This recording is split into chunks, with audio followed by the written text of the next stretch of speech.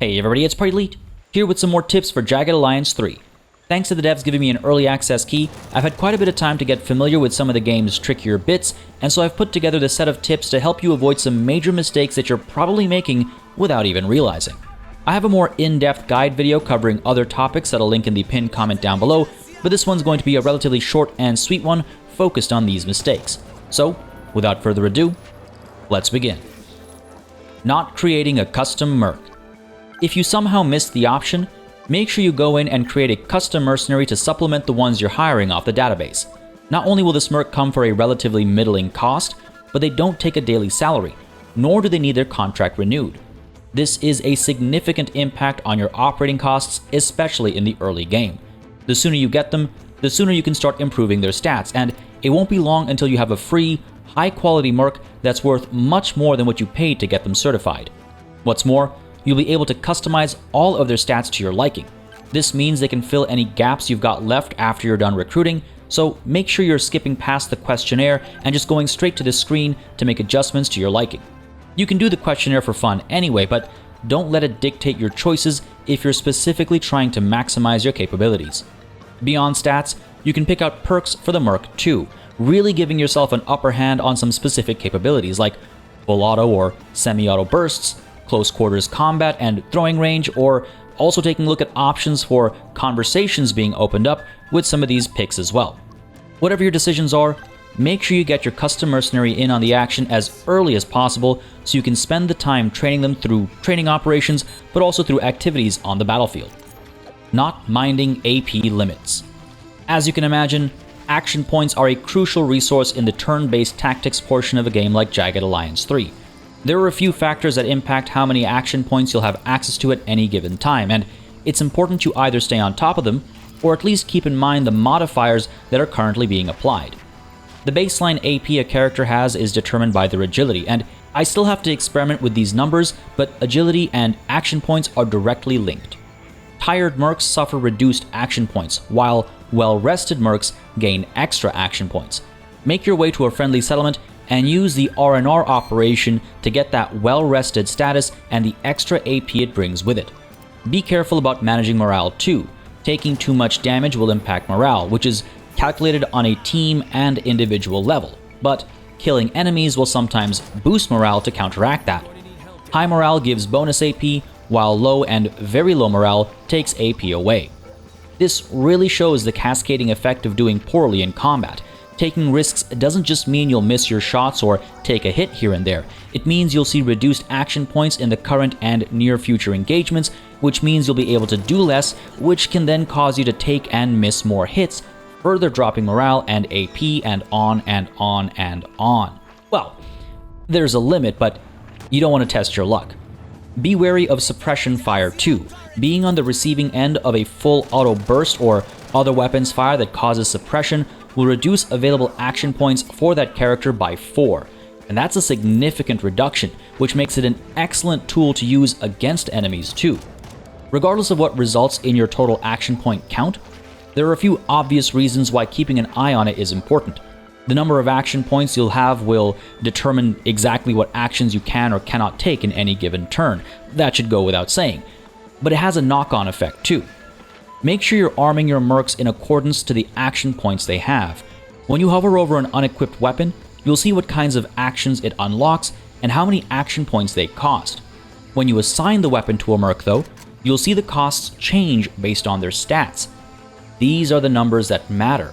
If you have a Merc that can only ever have 12 action points after modifiers like morale and energy levels are applied, it doesn't make sense to give them, say, an AK-47, expecting them to fire a full auto spray that costs 13 action points to perform. They just won't be able to do it outside of a specific instance we'll discuss in the next section. Missing out on cover. As far as it relates to action points, taking cover can provide a massive boost which, as we just discussed, can open up actions that are otherwise locked behind an action point limit. Using the take cover action is only possible if you're actually next to some cover, regardless of your current posture. Using take cover consumes all of your current action points available to you, requiring a minimum of 4 that it uses to crouch and get better benefits from cover, and then carrying over any remaining action points up to a maximum of 5, giving you access to more options in your next turn.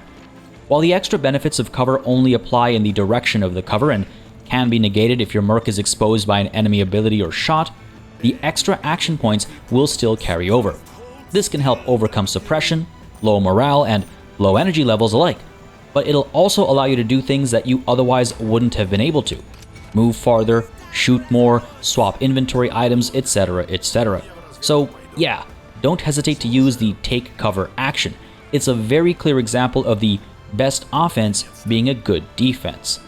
That aside, there's a crucial setting you'll want to change to make sure you're able to find cover outside of combat for when you're getting into position. Under gameplay settings, you'll want to change Show Cover Shields to Always.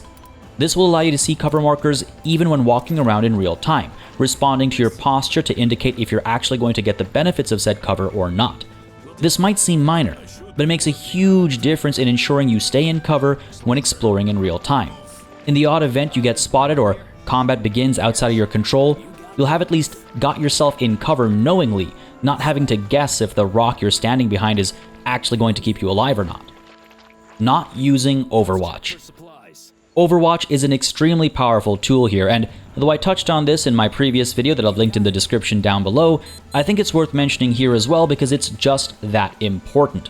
For one, Overwatch actions will interrupt the enemy on their turn, sometimes stopping them from pulling off a shot or otherwise doing whatever it was they were setting out to do. That's a familiar trait of Overwatch from other games in the genre, sure, but it's important to note that the number of Overwatch shots you'll be able to pull off is tied to the number of action points you have on hand when you give the order. What's more, it's important to keep in mind that firing shots in Overwatch is cheaper in terms of action point cost. This means you'll sometimes be able to shoot twice or even 3 times where you otherwise would have only had 1 or 2 regular non-Overwatch shots. Naturally, there are some downsides to Overwatch as well, such as not being able to aim, but the pros very much outweigh the cons. The most powerful use of Overwatch, however, is before combat. That's right, you can set up Overwatch before the fighting starts, and when the enemy make their first moves to get into position when combat begins, you'll get a bunch of shots out, potentially eliminating certain foes, if not getting them to bleed or otherwise causing them damage they simply can't come back from. This tips the balance of power in your favor before the enemy's first shots are fired, so make sure to sneak in a position when you know you're about to have a shootout, establishing Overwatch zones for maximum coverage, either targeting where your enemies are currently standing or where you assume they'll run through or to. Feel free to stack multiple Overwatch cones on a handful of particularly threatening enemies to eliminate them early, or spread the Overwatch cones out amongst weak enemies to balance out the action economy. You'll also want to make sure not to put a Merc in the line of fire. If the line of fire is completely blocked, the Overwatch shots will be skipped entirely, and even when the line of fire isn't completely blocked, it's possible that the spray from a shotgun or automatic fire will hit friendlies within that cone of fire. Done properly, you can finish a fight before it even starts using Overwatch, and it feels pretty damn great to pull off too.